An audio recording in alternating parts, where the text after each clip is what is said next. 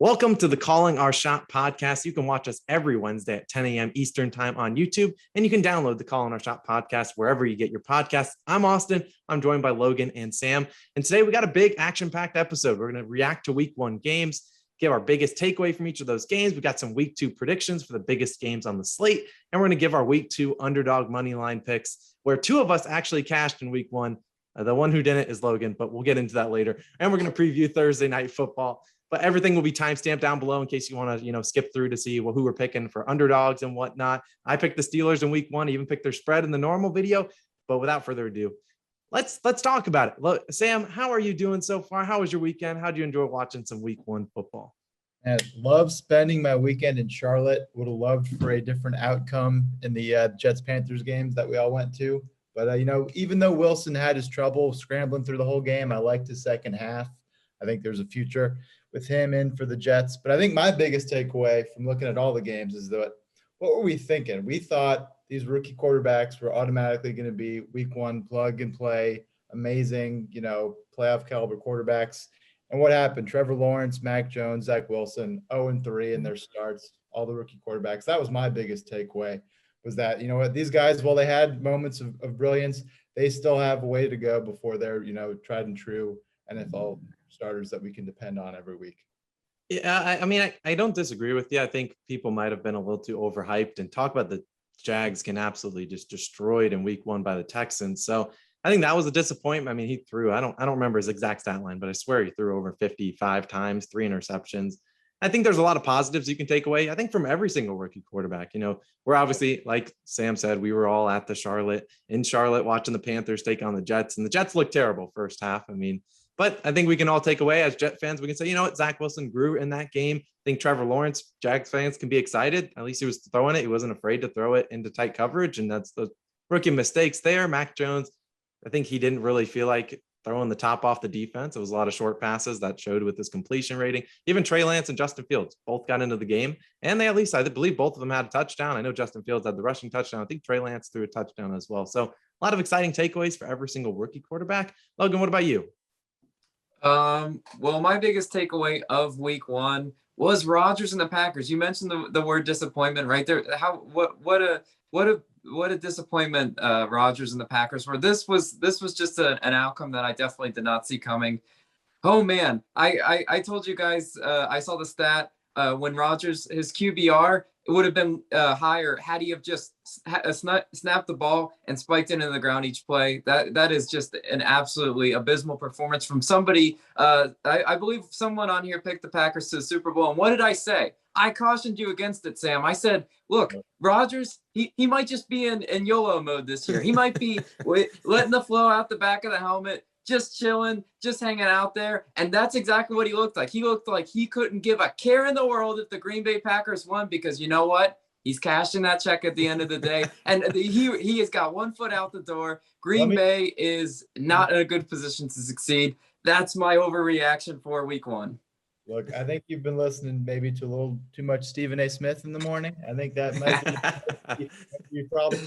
No, look, yes, Aaron Rodgers had an abysmal game. But guess what? He's Aaron Rodgers. He's allowed to. Guys like him don't play preseason games. He might have been a little rusty. Yes, there was no offensive chemistry, right? I had a fantasy league. I had him and Aaron Jones. Rip in that league. Right, exactly. But that's such an overreaction. We know we can count on Rodgers later in the season. He's still going to get it done. Come on, Matt LaFleur. Come on, let's not freak out. We like Rodgers. Quick rebuttal to that. Look, you can say what you want about Aaron Rodgers, and look, I mean, he's the leader of this team. In the NFL, it does matter, right? Leadership matters. These are all grown men making millions of dollars. They're looking at Aaron Rodgers and they're seeing a guy that just frankly didn't look like he cared. And more importantly, that defense absolutely got carved up by Mr. 30 for 30, Jameis Winston. And you know what? Say what you want about Jameis, right? You got to give him credit where credit is due. His stat line was extremely confusing. 150 yards and 5 touchdowns. What the heck is that? Like that just tells you a defense that is ready to get exposed, which is what the Packers defense is going to do this year, right? They're definitely going to give up some points. Is Rodgers always going to be the comeback king? Is he always going to be just so engaged, so locked in for the Packers this year? No. And I don't even think it's an overreaction looking at that defense, what it did. Let's have this discussion next week when he completely returns to his normal Oh, he form. plays the Lions. No, that's what I'm saying. I don't I could wanna throw wait 4 for that. touchdowns against them. Austin, what was your biggest week 1 takeaway? I'll say a quick note. I think Jameis Winston was getting some revenge, getting some frustration out from his alma mater's loss to Jacksonville State over the weekend. Yeah. But regardless, my biggest takeaway, and you could say what you want about the Packers, I do think they'll be fine in the grand scheme of things. I mean, they're tied for first in the NFC North, so clap it up for them. That maybe it's because all of them lost, but that's irrelevant. My biggest takeaway was the greatness of the Arizona Cardinals and absolute ungreatness, whatever the Titans were doing out there. Now, I know we were talking personally off camera, and I was saying Kyler Murray, I think he's got a good chance to win MVP, and man, did he go out there and prove it. And the biggest thing he didn't run the ball. I mean, you saw the clips of him, memed with the Shrek meme of him just dashing around the field, and that's awesome. And he looks just like that. He's so tiny, but he's just navigating through defenders, and he was just insane. But the thing is, he only had 20 rushing yards, I believe, last in week 1, which is really not like him normally. Normally he's, putting up 60, 70 rushing yards, kind of like Lamar Jackson, but also throwing the top off the defense. He looked really good, but also the Titans looked terrible. And whether or not, Chandler Jones, Brian Tannehill is going to have nightmares of Chandler Jones for the next couple of weeks. I mean, Chandler Jones was a menace on that defense, and really Titans just didn't look good. They couldn't establish the run, and that's really how the game ended. Couldn't establish the run. Derrick Henry, I think only like 54 yards, I think 9-ish fantasy points, but he didn't do too well. Julio Jones, I think might have had the worst passer rating. Ryan Tannehill, the Julio Jones worst passer rating in the NFL this week. Don't quote me on that, but I believe that's what I saw.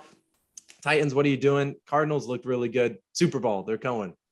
Whoa. Okay, so you weren't gonna get any disagreements from me, and then you threw that in there. No, but look, if you're looking for somebody to disagree about Kyler, that's not gonna be me. I love me some Kyler Murray. Last year, I put some money on him to win MVP midseason, and he got hurt. So let's run it back. Maybe Kyler is really good value right now for MVP. I cannot disagree with you there. I think if you're looking at that game about the Titans, though, I mean, what have we always said, right? They're not a play from behind team. When the offense that they're playing is a high powered offense like the Cardinals, and they're putting up points with ease. Yeah, the ground and pound with Derrick Henry just doesn't work, right? This is a like 2 clock time of possession team, and their defense did them no favors in that game.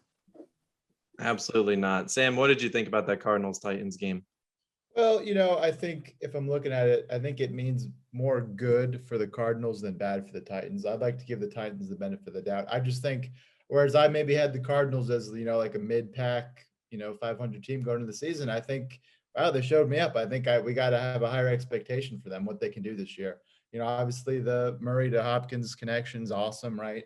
2 touchdowns that first game. I think that's going to be great chemistry continuing through the rest of the season.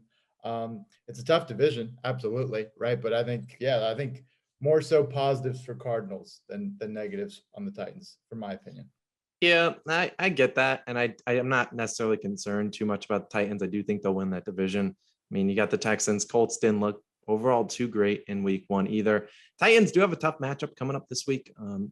I don't necessarily think they're they're playing the Seahawks again, that the Colts just got beat in by. Seahawks 5.5 point favorites. I don't believe it's at Seattle too. So I'm honest, they could be starting off 0-2, but one of those teams I'm not too concerned about. I just really liked what I saw out of the Cardinals. Sam, what was your biggest takeaway from week 1?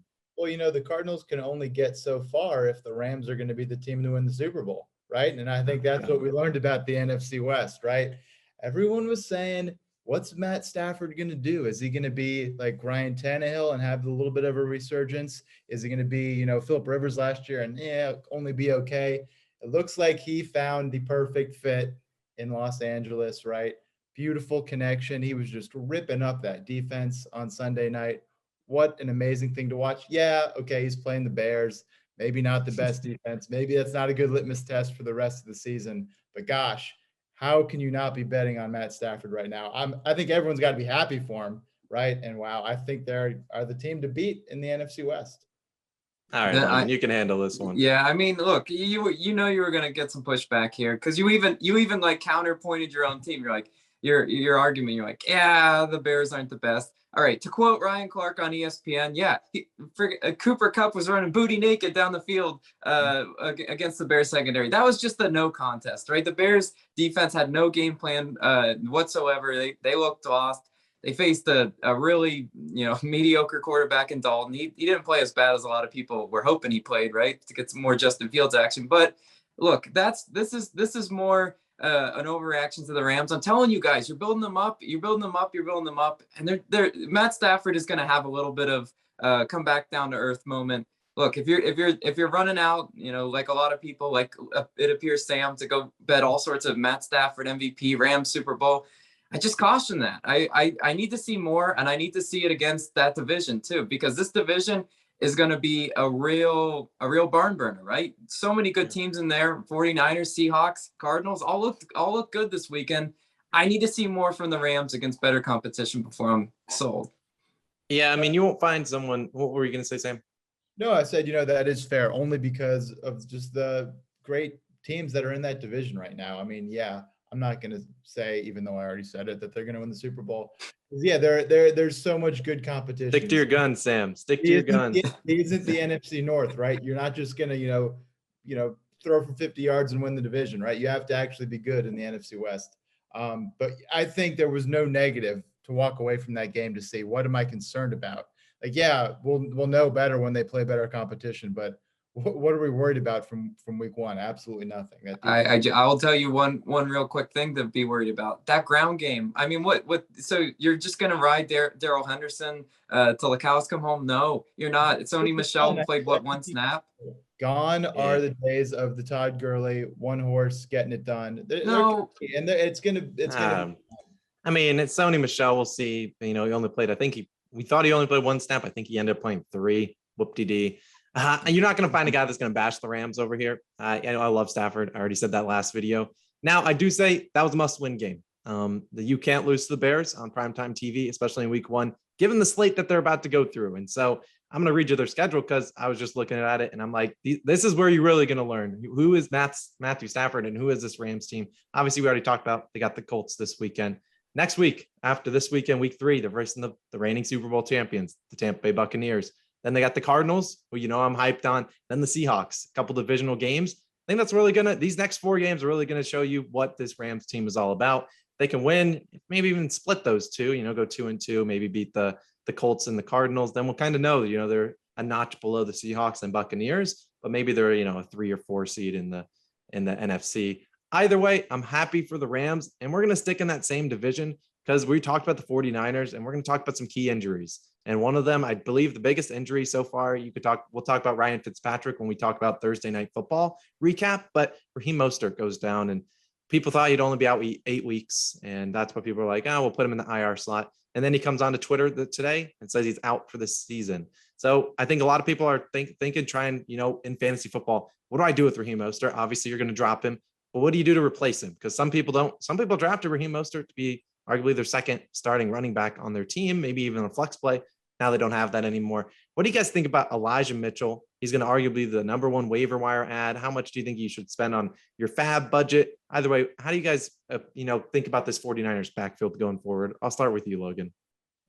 Yeah, no, I mean, look, Elijah Mitchell, he could be one of those James Robinson type players that you get so early in the season. You never really saw James Robinson being as amazing as he was. But I just want to caution you, this is a really deep backfield, right? The not so hot take is to say, I need to see more from Elijah Mitchell to make me convinced that he can outpace Hasty, Sermon, right? Sermon's not just going to go away. He's not going to ride off in the sunset. Jeff Wilson will be coming back. So that's a very crowded backfield. But I mean, the talent is there, right? Elijah Mitchell looked really good. 100 yards in your first NFL game. I mean, that's some real talent. So can Shanahan just ride that hot hand? Sure. Why not? I think he's definitely worth the high price that a lot of people are going to be paying on the waiver wires this week. Sam, what about you? Yeah, I'm not so sure that I agree with you on that one. I mean, yeah, sure, there are only so many, number 1 spots. And if a guy pops up like this, maybe he has the opportunity to be that guy. But I just don't know. I feel like the conflict between him and Sermon is just going to be one of those things where throughout the whole season, who's the guy who's going to be getting it? Where is this actually going to be an RB1, RB2 situation, or just going to be kind of this floating committee? I don't know. So I'm staying away from it. I'm not replacing my RB2 if he was Raheem Mostert with an Elijah Mitchell. I'm trying to do something else. I think go a different outlet.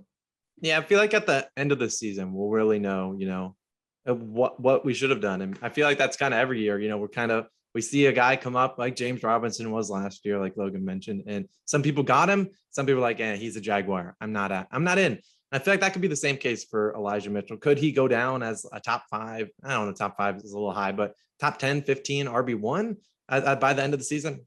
Maybe. I mean, it's the 49ers offense. They love to run the ball. But I'm kind of with the same pace as Logan. I don't necessarily think I'm going out there and putting everything I got on him, not wasting like 30% of my fab budget, because this backfield is too loaded. And I would rather use all that money if a guy like maybe a Dalvin Cook or an Ezekiel Elliott or someone like that goes down, because then they're getting a big workload. Elijah Mitchell could come in and get 10 carries next week. Trey Sermon could be healthy, get 10 carries. Jermichael Hasty, 10 carries to him too. It's just how the 49ers do it. They're just ride the hot hand. And I don't really want to be sitting there watching some other guy vulture all these touches. But I think another thing is we got to talk about the running back depth, because I was looking at it and a lot of top running backs that were drafted did not perform all too well this week. And if you were looking at it, only 5 running backs broke 20 fantasy points. And 2 of those were Detroit Lions. Yes, DeAndre Swift and Jamal Williams, both were 2 of the running backs break 20 plus points. I feel like this is how it always happens. There's not a lot of running back depth and we just go from it. I mean, you got to talk about Najee Harris, Austin Eckler didn't play too well. Those are all my guys. Saquon Barkley, which we'll talk about in a little bit. I don't know. What do you guys think about running back depth? Sam, I know we talked about Aaron Jones. I know you're starting him in multiple leagues. What are you supposed to do about it? Just ride the guys that you drafted and just hope for the best? Aaron Jones, Ezekiel Elliott. Yeah, I mean, unless you're a CMC owner, it wasn't a great week for RB1s. But I will say this, let's not overreact. It's obviously now a pass happy league. Your receivers are your sexy picks, but it's still, for certain teams who have these amazing RB1s, they're going to get it done. And, maybe defense is just schemed up to protect against these guys week 1. Who knows? But I'm not overreacting. I think the studs will be the studs. Aaron Jones will come back next week. Ezekiel Elliott will come back next week. They'll be great. So, yeah, I'm not overreacting. And I just think, things will overcorrect. And, let's not, jump off the ship week 1 just because studs didn't play like studs. I don't know. Maybe I'm wrong on that. Yeah. What were you going to say, Logan? I was gonna say, like, I totally want to hammer home what Sam was saying, right? Tony Pollard outscored Ezekiel Elliott this week. I mean, look, if you told all Ezekiel Elliott people that drafted him, yeah, that's gonna happen more times than not, I'd call you a liar, right? That's definitely just a week 1 anomaly. These things are going to happen. Sam did kind of mention about the defenses, right? They actually had a full off season, a more of a normal season than last year. The piece together type season that was. The defenses are coming out and showing and stopping the run. Some of these teams just like to ease into the season, a couple 2-yard gains here and there, right? We were watching that Jets game. The Jets were so hell-bent on running the ball. Some of these teams just don't have an offense figured out. We got to see more. And I definitely think, you drafted these players high for a reason, right? They're not all Christian McCaffreys, right? They all can't be. They can't all just be the go to fantasy football.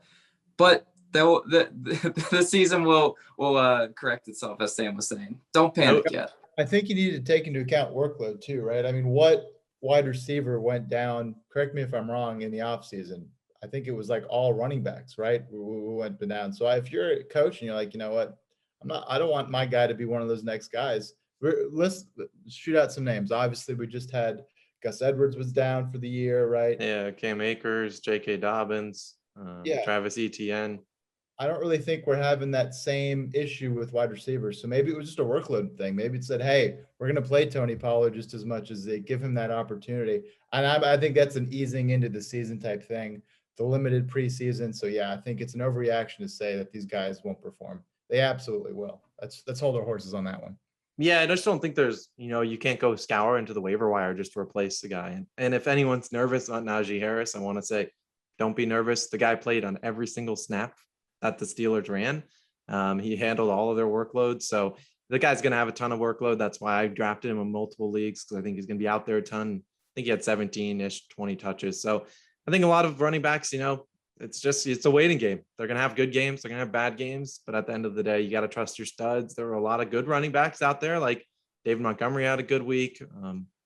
Trying to think, Alvin Kamara played pretty decent. I mean, Dalvin Cook wasn't great, but still had a good week as well. Obviously, those DeAndre Swift played well, Jamal Williams, Miles Sanders. There's a lot of good guys out there. I think it's just kind of, it's give and takes. That's the running back position, and that's just how it's going to be the whole season. But you're right. We didn't really have a lot of wide receiver injuries, which we didn't have a lot of injuries, knock on wood, for the first week of the season. Not Raheem Mostert obviously gone, and Jerry Jeudy probably the second biggest one. Do you think you're doing anything with the Broncos? I mean, I know, Sam, you have Jerry Jeudy on your bench in our league. What are you doing with him? Are you okay with dropping him? Cortland Sutton, how do you feel about him? Tim Patrick? Well, hey, if you have a bench as deep as mine, you could absolutely drop him. You'd be fine. But, I think that's the case-by-case example you got to approach that in. The only Bronco I'm heavy on is Javonte Williams. I think he's going to be a guy. Not that, Jerry Jeudy going down helps him at all. But, I don't know. Cortland Sutton, it's not really a sexy pick that I'm getting excited about. So until the Broncos show me a little something more on offense, I don't think I'm trying to replace him with whoever's going to fill that void. I think I'm going somewhere else for a Jerry Jeudy replacement. Yeah, I feel bad for people that drafted Javonte Williams. At least I might have started in week one because he split carries. So I think he split to the T, 50-50 to him and Melvin Gordon. Obviously, Melvin Gordon having a better stat line because he had a 70-yard garbage time touchdown, but that's just how it works. What about Michael Carter? I know, Sam, we're both Jets fans. Are you okay dropping Michael Carter in leagues to pick up someone like an Elijah Mitchell? I mean, you obviously know the Jets run game was non-existent on Sunday, to say the least. Yeah, that line's not going to get, magically better after 1 week. And it is a committee, Tevin Coleman, Ty Johnson. So while I think there's definitely raw talent there, in the next few weeks, there's just no reason to have him on your roster. I don't think, unless you are in a deep, dynasty, there's just no need. Again, I think he has upside. But yeah, the Jets right now, there's no reason to start anyone other than Corey Davis. So dang, I was gonna say that there's no reason to like any Jet, period. But Corey Davis did luck into a couple touchdowns. You'll have to see that, right? As a Corey Davis owner, he's due a big volume this year. Corey Davis is one of those players. Maybe go after him in some trades before the season goes on too much, right? It's just week one. The Jets offense. The offensive line needs to obviously get better. Losing Becton didn't help them one bit, but they're going to be throwing a lot because Tevin Coleman getting 2 yards a carry, it's just not going to do it. Yeah, I agree with that. I don't think there's really many Jets you should roster in leagues besides Corey Davis, although I do think Corey Davis will be doing a bad week this week against the Patriots. Just think they'll take him away and say, all right, make someone else beat us. But that's just my guess. We're going to move on to week two because we're going to leave week one in the past, move on to week two. And we're going to start with our underdog money line picks. Like I said, 2 of us cashed. Me, I had the Steelers. Sam, you had the Bengals last week. Maybe you'll go with the Bengals again for round 2. Either way, we're going to talk about our underdog money line picks. And then we're going to talk about some big matchups because we do have some cool matchups this week.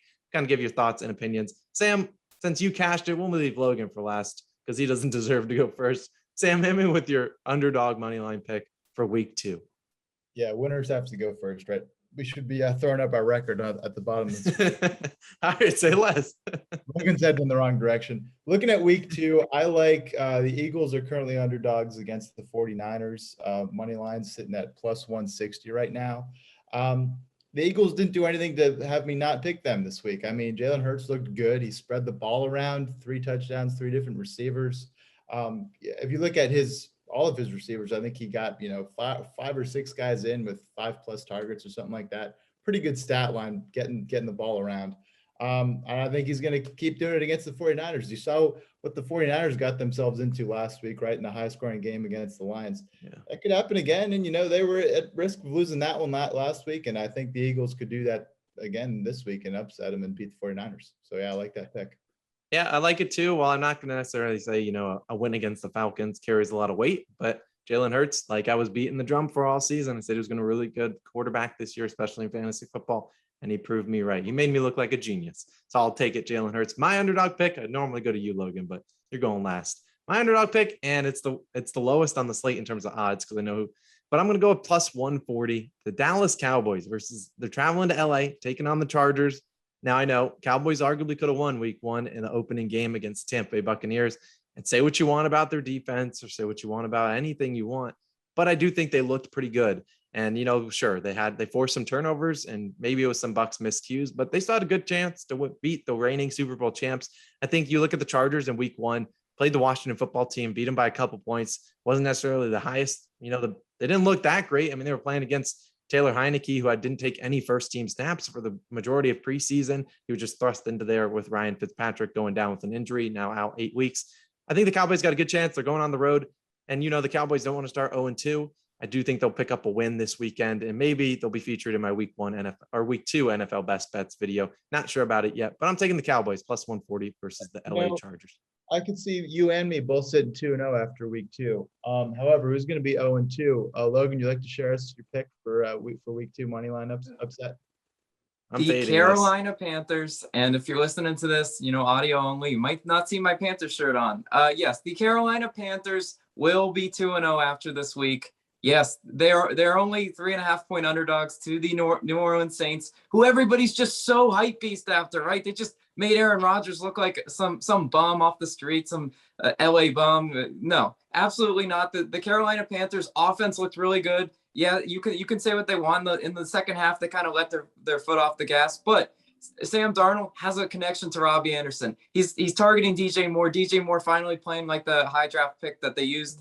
And obviously, right, you've got Christian McCaffrey. Christian McCaffrey will move the chains with an offense like that. They stand a really good chance at plus 180. My odds are the furthest away from anyone. Last week, you guys made so much fun of me for picking Washington in a pick 'em. Yeah, well, you know what? I couldn't predict Fitzpatrick was going to get hurt. But this one, I'm telling you, this line kind of smells a little bit, right? Oh, let's hammer Saints. Let's be all on them. And Jameis, if Jameis goes out there and throws a few interceptions, yeah, this is a Panthers easy dub. All right, okay. This was a money line pick, not to say stupid stuff into the mic. I'm sorry. Week 2 NFL best bets. You best believe the Saints will be on there. And I'll wait to officially do that because I do want to see some injuries. I believe Marshawn Lattimore is a little bit banged up. I believe the Saints, I think, have like 8 or something coaches on the COVID list. So you don't love to see that. So maybe we'll see. Maybe that factors into the minus 3.5. But you're absolutely out of your mind. Panthers beat a hapless Jets team very, very poorly. It wasn't necessarily, if they had won 17-0, we'd be like, all right, great. They won 19-14. Jets had an actual chance to win that game, and the Jets did not. They took a half off. They gave you a half handicap. Get the Panthers out of my face. They're not going to be that good of a team. They'll be a 7-10, 8-9 team. As someone who was right next to you in the last 2 minutes of that Jets-Panthers game, you started to sweat. I mean, the Panthers couldn't close that one out against a sorry Jets offense and a sorry Jets defense. Now you think they're going to turn around and beat a Saints team that just lit up the Packers. Like, what are you? Please. Look, the Darnold-Rob Anderson connection might be good against some Jets rookie D-backs. It's not going to be good against the Saints defense. I don't know. Look. Okay, for number one, first of all, this game is at home, which, Carolina's we're not playing in the Superdome, right? The Carolina definitely has a good chance at getting that home crowd rallied behind them. But look at that. What did I just tell you, though? I just told you they took their foot off the gas in the second half. I can't defend that. I was watching and saying, man, they got too comfortable watching Zach Wilson get sacked. That defense, though, Carolina, much improved. It's got a lot of young guys. I love how our secondary is looking, right? You got Horn, you got Action Jackson out there, you got of course Jeremy Chin at safety. There's some pass rushers, and I'm telling you, they're gonna Jameis looked too good last week, right? Did he not? Hey. Yeah, he looked a little too good. Jameis is gonna be squinting, looking for Jeremy Chin, looking for JC Horn, and it's going to be a couple interceptions. This is going to be a close game. That I will guarantee. And at a close game at plus 180 odds, just give me a chance, Carolina. I like them. We don't need to bash you for your Panthers homerism today. We can do that maybe next week when they get absolutely spanked by the Saints. And if they do win, then I guess we'll come on and wear some clown noses and what be. You better. But there's some cool matchups that I want to hear you guys takeaways on. And I'm going to start with actually the Sunday night football game. And it's going to be the Chiefs-Ravens. I think this game would have carried a lot more weight had the Ravens obviously not lost on Monday Night Football and hadn't suffered so many injuries. But do you think anyone's taken down the Chiefs in the AFC after we saw Buffalo go down? I think the Chiefs are the easy favorite to enter the Super Bowl and at least be in the Super Bowl this year. I think the Chiefs bounce back with a more dominant win next week. I don't know. I just think that was too close for comfort. I think the Chiefs are going to be able to make some corrections and fix some things, and I think they're going to come out and not keep it close against those Ravens. I don't know. That's just me. I mean, look at the Browns, good team, probably top 3 or 4 team in the AFC. But I just, you can't count out Patrick Mahomes. That team's just so explosive right now. Yeah, I like that one not being close. Logan. Oh, I was just gonna say, yeah. I mean, we were looking at the live bet, and the Chiefs were down 12 points, and Vegas still had it as a pick'em. That tells you everything you need to know about how overpowered that Chiefs offense is. You got Patrick Mahomes back there. It's most of the time a no sweat bet. Really, it's the Chiefs are just a juggernaut. I don't see the Ravens really being able to keep up with them. Yeah, I can kind of agree with that. They need to get Mark Andrews more involved. You don't pay him, I don't know, $54 million over 4 years to have him have 3 catches. You just aren't doing that. He was caught by Sammy Watkins, Henry Ruggs, probably Patrick Ricard, who had a field day. So it's maybe Patrick Ricard's the guy you want to be starting instead of Mark Andrews. But all jokes aside, I think the Chiefs will handle business. That's what they do. I mean, they always like to make it close. They, maybe go down by double digits. That's where their home is. They love to be there. But I think there's no question the Chiefs are the front runner for the win, the AFC. Another interesting game, kind of similar to that Panthers-Saints game. One that, that is kind of has a trap-ish line. You got Bills -3.5 versus the 1-0 Miami Dolphins down in Miami. Are you concerned about the Bills? They obviously did not look good in week 1. And a large in part, Steelers do have a good defense, but Dolphins still have a pretty good defense themselves. You think the Bills are going to go back to 1-1? Or you think Dolphins can kind of push the Bills to 0-2? Logan, you can start. Yeah, I kind of going back and forth on this one. Miami, they win games that a lot of people aren't going to pick them in, and this is one of those games that I could kind of see Miami winning just because. I mean, that like you said, that spread, it kind of looks like a trap. When you're betting the NFL, if it seems too good to be true, sometimes it is, and I definitely think everyone's like, oh, bounce back for the Bills, but I just kind of close my eyes and I say, What could be the storyline for week 3? I think it's going to be sky is falling. Bills are 0-2, right? A lot of people's trendy Super Bowl pick, mine included, right? But I definitely think the Dolphins showed some good offensive promise. And look, I think they're poised to get that win. Sam? Yeah, no, look, I mean, my preseason talking point was that Mac Jones is going to end the season as the best AFC's quarterback. That only happens with Josh Allen continuing to regress, and I think they are. I don't think the Bills are as good as they were hyped up as this solid number 2. So I'm not saying they're going to lose, but I think, yeah, it'll be closer. And, yeah, I don't know but that spread, if I even like that at all. So divisional game toss-up. I need to see more from the Bills before I'm putting money on the Bills. Yeah, it will likely be a game that I avoid all entirely when I'm doing my week 2 NFL best bets. Just a game, I don't want to trust all too much. The Bills obviously just scratched Zach Moss. So they went to Devin Singletary. He carried the ball 11 times, 72 yards. Pretty good, but still not starting a Buffalo Bill running back in fantasy football. You got the wrong guy. Gabe Davis, shout out to him. He did get into the end zone. We're going to move on to the week 2 Thursday night football. We're going to talk about, give you some general thoughts. It is with the Washington football team versus the New York Giants. Washington is favored by a couple points. Over-under is pretty dang low. It's like at 41, 42 points. What do you guys think? We're going to talk about the Giants star running back, Saquon Barkley. Sam, I know you were telling everyone in our first podcast, avoid him in fantasy football. What do you think his outlook is for the rest of the season? Because now people that own Saquon are kind of panicked. They're hitting the panic button. They're like, oh no, what did I sign up for? For our amazing audience, would you like to read his stat line so that we're all aware what he did week 1? Yeah, he had 10 carries, 26 yards, 1 catch, 1 yard. A solid 3.7 fantasy points. I know we just said stud running backs weren't stud running backs in week 1, and that was an exception and that not to overreact. He's the one to overreact to. It's because the Giants are a bad football team. They just are, right? They're not going to be an offensive explosion there. And so, I mean, yeah, he'll bounce back a little bit. That's obviously not what he's going to put up every week. But yeah, I'm not on the Saquon Barkley train this year. I'm just not.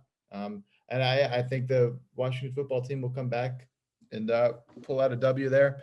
And yeah, I'm not betting. I'm selling on the Giants. Get out of that. Logan. Uh, this one's kind of tough because like as bad as the Giants are looking, right? This is the NFL, right?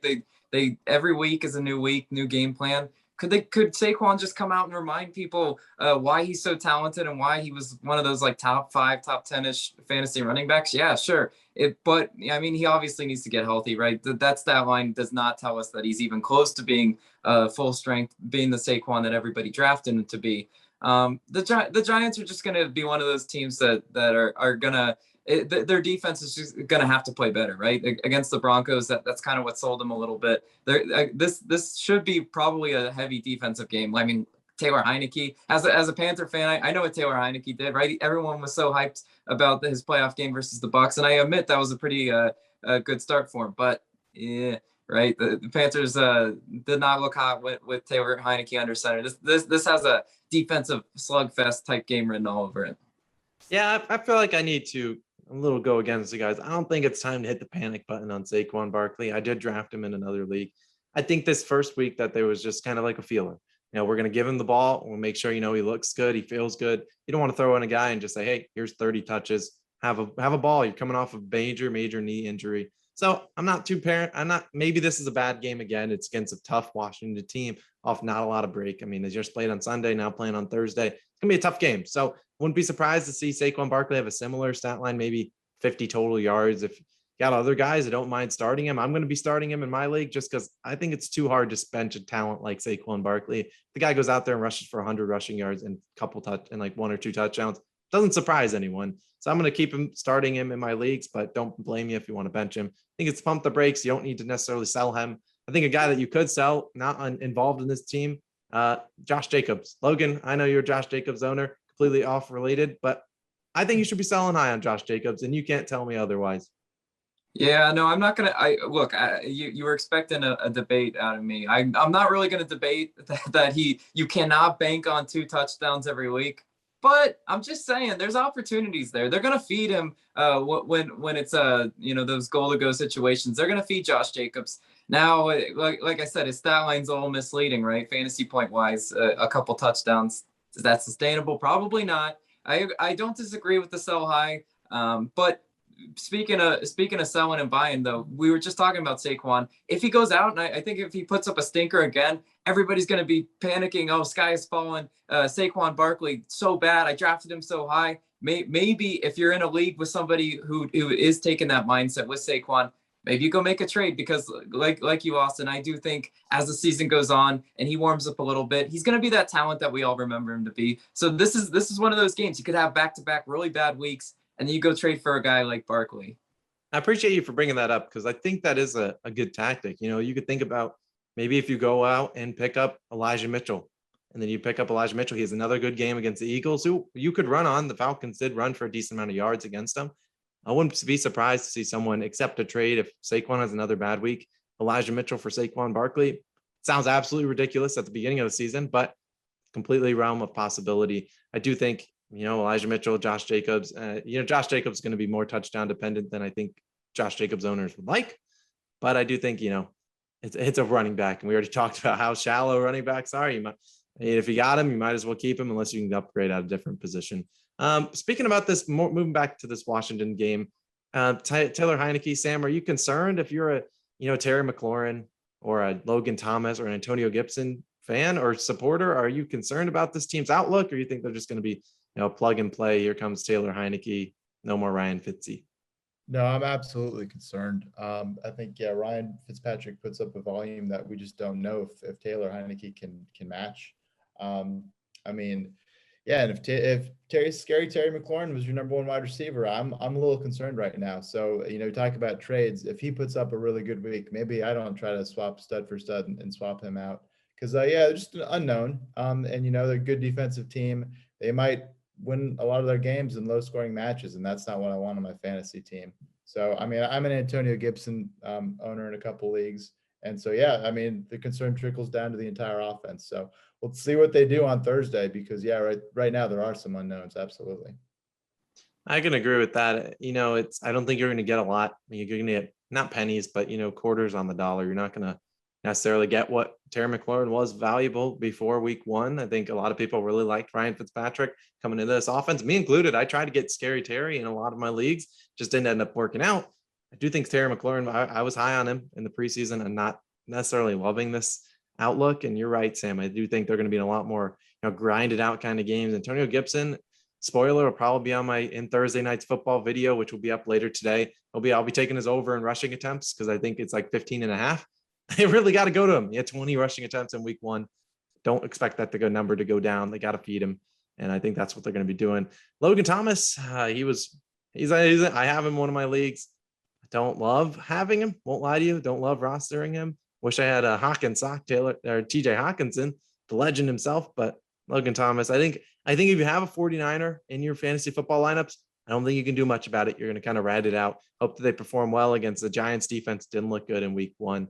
And you just hope that they have a good week. And maybe if you want to sell high, then look at the rest of their season schedule, see how it's looking, and go from there. We're going to pick this game. We'll pick this one. Well, Sam, we'll start with you. Give me a final score and obviously a winner. Ooh, well, I definitely think the Washington football team is going to win on Thursday. And I don't think they're going to need to put a lot of points on the board to do it. So let's say 17-7 Washington football team. You got a pillow fight on Sue. Logan, what are your thoughts? Yeah, so I'm going to be a little bit contrarian on this one. I really do think the Giants are going to win this one just because, right? This is the pros. It's Thursday night. It's like, it's one of those Giants look so bad and just not great. No one wants to pick them, but I think they're going to win. I think this is going to be another, grinded out type game. 21-17 Giants. Interesting. While I was asking the question, I was trying to think of who exactly I wanted to go with. And I was like, yeah, I could see the Giants winning because, like you said, it's the NFL and that's just how it works. But I'm going to still stick with the Washington football team. Hope Taylor Heineke and that defense can make Daniel Jones make a bunch of mistakes, which I believe his interception prop is about -160. So they're kind of expecting it. I'm going to take the Washington football team, but I think it's a little higher. I think they're going to hit the over. I'm going to go 24-20. I do think it's a close game. I think the Giants will put up some points, but I'll go 24-20 just because that's what I'm going with. I think it's going to be a closer game than people might hope for. Washington or Vegas is always very good at these lines, and that's about right around what the lines that they're setting for at the moment. Any other takeaways for week one or week two or anything you're looking forward to this week? I know, Sam, you're sitting at the bottom of the leaderboards in our fantasy league. So are you expecting a bounce back league or week for your team? Man, yeah, I hope the Packers return to their form of last year, because otherwise my fantasy team's in deep doo-doo. And I'm really looking forward to that AFC East matchup. Zach Wilson, Mac Jones.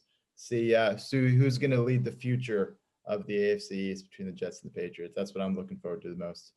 Yeah. What about you, Logan? Yeah, I mean, I've already said it, right? Panther Homer, NFC South showdown in Charlotte, right? Charlotte, absolutely beautiful city. We got all of us spent some time there. Definitely think Carolina could take a huge step forward with that young team if they did pick up this win versus the Saints. Like I said, I love the value on it. Yeah, I like both of I think those are going to be fun games to watch. I am excited as a Jets fan to watch them take on the Patriots. Don't know if it will be a great day for Zach Wilson. I hope he looks, continues to improve. The game I'm looking forward to, honestly, it's a weird one. Raiders-Steelers. I have a sneaky suspicion the Raiders might go to 2-0. Not sure why, but I think they might beat the Steelers on the road in Heinz Field. Don't know why. Just a feeling I've got. Obviously, Steelers 5.5-point favorites. Excited to see what they do off of their week one upset in Buffalo, and the Raiders riding on highs. They first ever game with fans in Las Vegas. I think it's an exciting time to be a Raiders fan, whether you like it or not. Derek Carr slinging it. Darren Waller gets 25 targets a game. I don't know if that's sustainable. That's probably not. So we'll see how the Steelers defend that. Probably just put all 11 guys on Waller and say, have fun, guys. And that might be enough to beat them. But regardless, that'll end it for the Call in Our Shot podcast. We appreciate you guys for tuning in. Like I said, you can always download the podcast wherever you get your podcast, whether it's Spotify, Apple, whatever you name it. We are there. We appreciate you guys for tuning in. This was week two's edition, third edition of the podcast. We'll be back again to react to week two, give you our takeaways for looking up for week three, give you our underdog picks. Let's see. Logan, you better hope your Panthers cash or else you're going to 0-2. We can't afford that on this channel. You can't be selling bad info. We appreciate you guys. Like I said, The later today, you'll be able to see my NFL later on Wednesday, depending on when you're listening to this. Wednesday at like 8 p.m. You'll see my Thursday night football picks, which we had a really good week 1. And you'll obviously see my normal week 2 full slate video coming up Thursday or Friday. Appreciate you guys for tuning in. This has been Austin. This has been Logan and Sam. We'll catch you guys again next week. Peace out.